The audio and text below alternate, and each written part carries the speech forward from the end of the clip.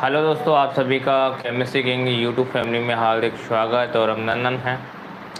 आज की क्लासेस में हम हेलो एल्केन्स के बारे में जो है चर्चा करेंगे और इसके जो बनाने की जो विधियां हैं, जो प्रिपरेशन है, उसको जो है हम डिफाइन करने वाले हैं। तो सभी बच्चों से अनुरोध है कि लाइव में जुड़ जाएं जल्दी से, फिर हम पुनः क्लासेस को स्टार्ट करते हैं और जानते हैं इसके सभी जितनी भी जानकारियाँ हैं उनको कलेक्ट करते हैं।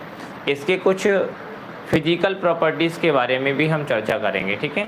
तो कल हमने हेलो एल्केन्स जो थे इनके बनाने की विधियों के बारे में जो है वर्णन किया था, जिसमें प्रमुख 3 विधियां हमने आपको बताई थी। साथ ही आज हम बताने वाले हैं आप सभी को मुख्य रूप से 3-4 विधियां हैं जिनको ज़्यादा हम बताएंगे और कोशिश करेंगे कि आपकी समझ में अच्छे से आ पाए, है ना। देखो, सबसे पहले आप सभी को बता दूं कि जब हम हेलो एल्केन बनाते हैं, क्या बनाते हैं, हेलो एल्केन। टॉपिक था आपका हेलो एल्केन। हेलो एल्केन बनाने की विधियां,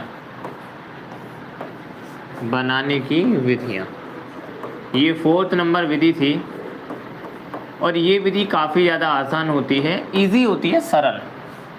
मैं हमेशा आपको कहता हूँ कि केमिस्ट्री सबसे आसान सब्जेक्ट है और सभी बच्चों को, आपने सभी से सुना होगा कि केमिस्ट्री के बराबर कोई हार्ड टॉपिक जो है सब्जेक्ट नहीं होता है। पर मैं हमेशा आपको यही कहता हूँ कि प्यारे बच्चों, केमिस्ट्री से आसान कुछ नहीं होता।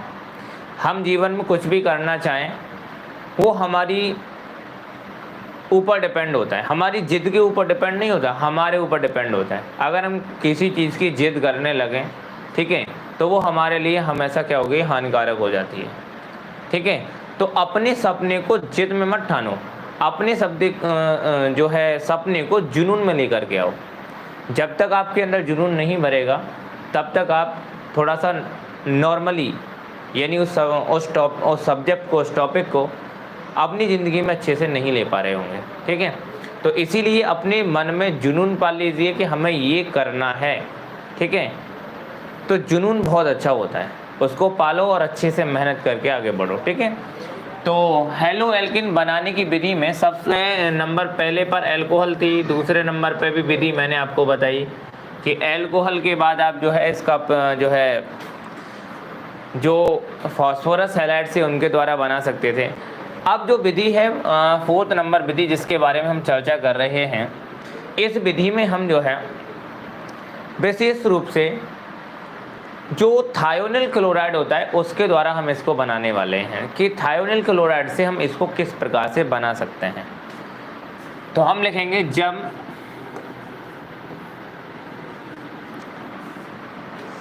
अल्कोहल की क्रिया, जब अल्कोहल की क्रिया, जब अल्कोहल की क्रिया thionyl chloride, thionyl chloride chloride के साथ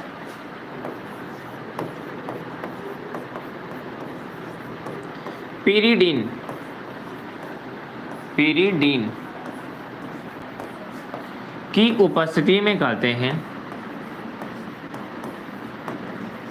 की उपस्थिति में करते हैं, तो हेलो एल्केन का निर्माण होता है, यानी हेलो एल्केन प्राप्त होते हैं। तो हेलो एल्केन का निर्माण होता है, निर्माण मतलब ये बनता है,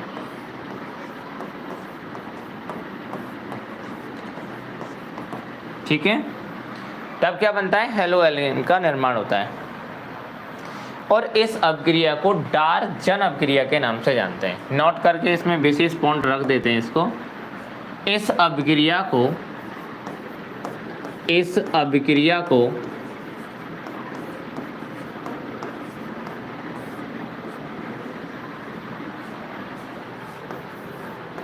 डार्जन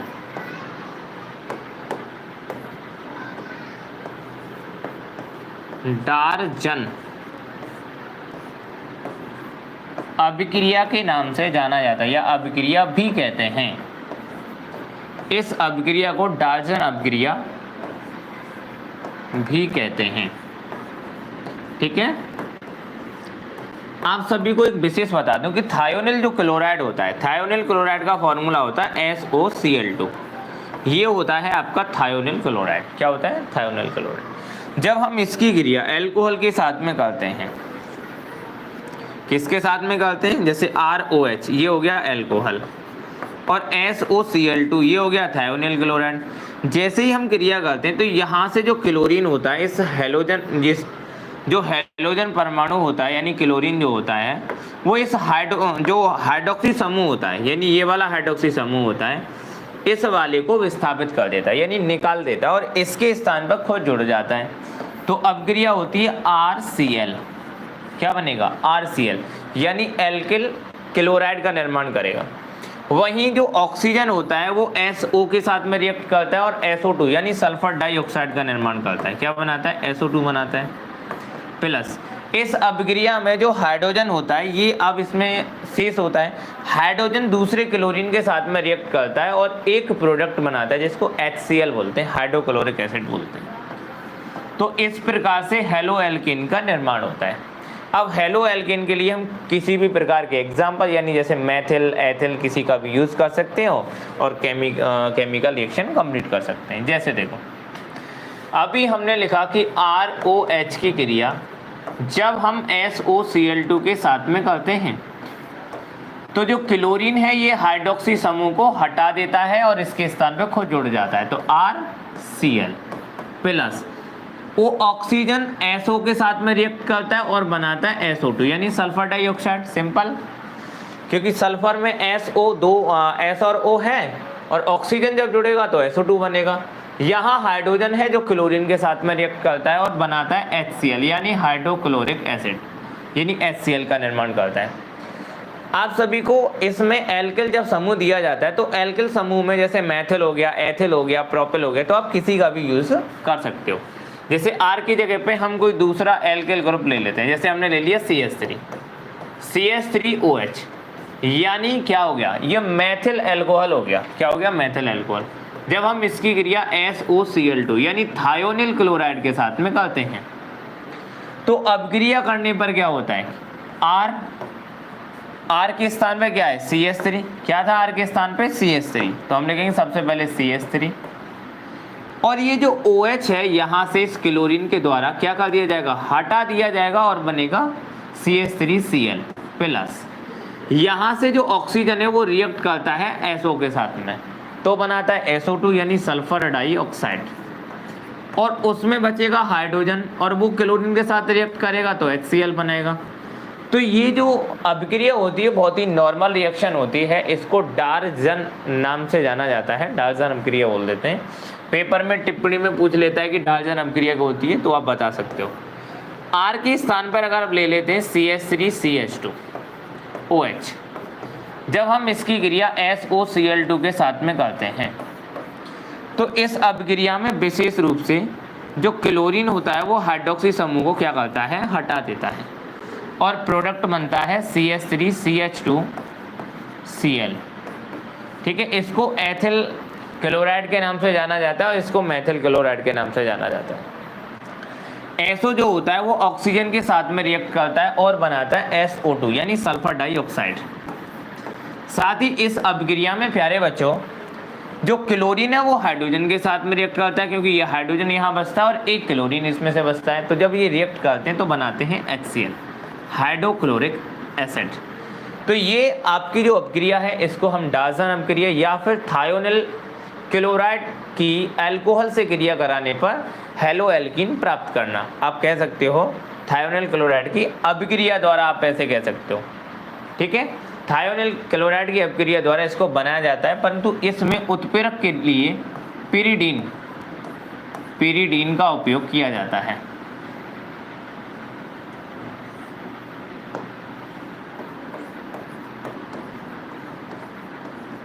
पिरिडीन का यूज़ करते हैं, ध्यान रखना, ये उत्प्रेरक के रूप में होता है। आगे बढ़ते हैं नेक्स्ट, हम इसको एल्केन की सहायता से बना सकते हैं, जैसे मैंने कल आपको एल्केन के द्वारा बना करके इसको बताया था। एल्केन के द्वारा आसानी पूर्वक इनको बनाया जा सकता है, ठीक है। थोड़ा सा आगे बढ़ते हैं और एल्कीन में जैसे मैथल के साथ में मैंने रिएक्ट बता दी थी, दूसरी और बता देता हूँ, 5वां पॉइंट लिख देते हैं। एल्कीन के द्वारा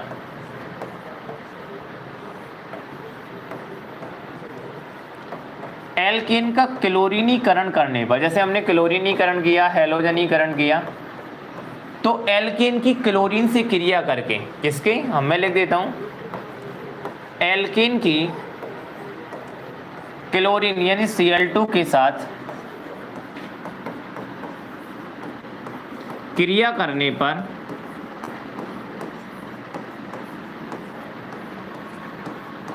हेलो एल्कीन प्राप्त होते हैं, हेलो एल्कीन प्राप्त होते हैं।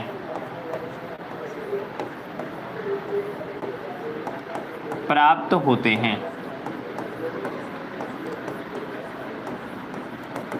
बहुत ही सिंपल है, इजीली आप इस रिएक्शन को कर सकते हो। और ये अपक्रिया मैंने पहले ही बता दिया, ये अपक्रिया सूर्य के प्रकाश में होती है। किस में होती है? सूर्य के प्रकाश में संपन्न होती है।